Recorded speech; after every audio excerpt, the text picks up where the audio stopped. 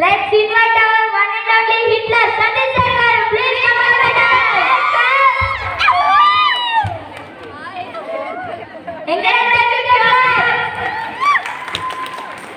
Good evening to everybody, to the respected principal sir and my colleagues and guys. ఎక్కువ speech ఏదలుచుకోలేదు. ఈ Hitler అనేది కూడా మీ 10th మీ previous intermediate వాళ్ళు ఇచ్చింది. ప్రతి ఒక్క టీచర్కి మారుతుంది నాన్న. వాళ్ళ ఎవ్రీ బ్యాచ్ కొత్త నేమ్స్ అనేది వస్తున్నాయి, కానీ నా లైఫ్కి ఏందో ఆ ఒక్క హిట్లర్ అనేది ఫిక్స్ అయిపోయింది. అది అట్లనే కంటిన్యూ అవుతూ వస్తుంది. వన్ మోర్ థింగ్, బాగానైతే చదవండి, మంచి మార్కులు తెచ్చుకోర్రి. సెకండ్ ఇయర్ మీరు అవుట్ ఆఫ్ ది వరల్డ్ కొత్త ప్రపంచంలోకి వెళ్తూ ఉంటారు. ఫస్ట్ ఇయర్ వాళ్ళకి ఇంకా టైం ఉంటుంది. సో ఛాన్స్ ఉంటే నెక్స్ట్ ఇయర్ కూడా నేను హింసిస్తా, ఇంకా కట్టె పట్టుకొని తిరుగుతూనే ఉంటా, కానీ మీకు ఇక ఛాన్స్ ఉండదు. ఇదే లాస్ట్. ఓకే, ఈ రోజుకి మంచి ఎంజాయ్ చేయాలి. ఒక్క 10 days మాత్రం కష్టపడి చదవండి. 90% అబోవ్ తీసుకొచ్చుకోవడానికి ట్రై చేయాలి. పాతల రికార్డ్ ఎప్పటికప్పుడు బ్రేక్ చేస్తూనే ఉండాలి మనం. అది గతం మీకు క్రియేట్ చేసింది ఇంకా క్రియేట్ చేయలేరు అనే పొజిషన్లోనే ఉండాలి. అంతేగాని సార్ 2020 వాళ్ళు క్రియేట్ చేసింది ఇప్పటికీ ఎవరు బ్రేక్ చేస్తలేరు, ఆ పొజిషన్ ఉండదు. 20 వాళ్ళది 21 బ్రేక్ చేసిండు, 21, 22 బ్రేక్ చేసిండు, 23, 24 వాళ్ళు బ్రేక్ చేసిండు. ఖచ్చితంగా ఈ బ్రేకింగ్ అనేది ఉండాలి. అప్ టు ఎంపీసీ బైపీసీ వాళ్ళకైతేనేమో 470, దాన్ని దాటి వాళ్ళు మార్కులు వేయడానికి లేదు. సిఈసి వాళ్ళైతే ఖచ్చితంగా 500. ఫస్ట్ ఇయర్ వాళ్ళకి ఇది, సెకండ్ ఇయర్ వాళ్ళకైతే 1000. దానికి 9000 కాదు నాన్న, 1000. అక్కడ దాకా కనిపించేది ఉంటేనా ఇండియాలో కాదు వరల్డ్లోనే మనమే నెంబర్ 1 అవుతాం. 9000 కనుక మీరు సిఈసి సెకండ్ ఇయర్లో సంపాదిస్తే. Okay, I wish you all the best. Thank you, sir. Now let's welcome our evergreen smiling Krishna sir. Please come and welcome sir. Very good afternoon to one and all, respected principal sir, my dear colleagues and my dear lovable children. First of all, welcome to farewell party. ఏం లేదు, నార్మల్గా daily చెప్పేది, మళ్ళీ చెప్పడానికి ఏం లేదు.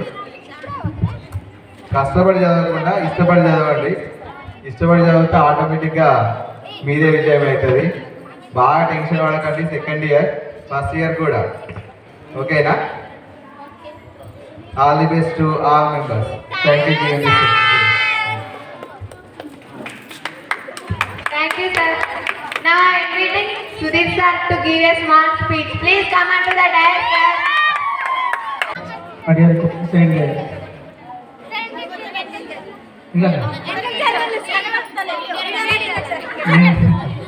దొడ్డున కనబడుతున్నానా? Right, కొంచెం ఎక్కువ సైజు. ఇప్పుడు మంచి చికెన్ తిన్నా, రైస్ తిన్నా, పెరుగు తిన్నా, మంచిగా నిద్ర వస్తుంది. మీరు డ్యాన్సులు చేస్తే చూద్దాం అనుకుంటే మీరేమో డ్యాన్సులు చేస్తుంది, పాటలు పాడతలేదు. ఎట్లా? రైట్, ఎనీవే అక్క, రైట్, ఎగ్జామ్స్ అనేవి దగ్గరకు వచ్చినాయి. సంవత్సరం అంతా గడిచిపోయింది. ఇంకా స్టిల్ కొంతమంది పిల్లలు ఏంటి అనే క్వశ్చన్ మార్కులే ఉన్నారు. ఇంకా అంటే మా యొక్క అబ్జర్వేషన్ అది ఏంటంటే ఇంకా చాలామంది పిల్లలు ఎగ్జామ్స్ ఇంకొక 2-3 నెలల తర్వాత కావచ్చేమో అనుకుంటున్నారు. అద్దాలు ఓకే, ఆ ధ్యాస నుంచి బయటకు రండి. లేకపోతే విలువైన సమయాన్ని కనుక మనం కోల్పోయినట్లయితే ఆ సమయం మళ్ళీ తిరిగి రాదు.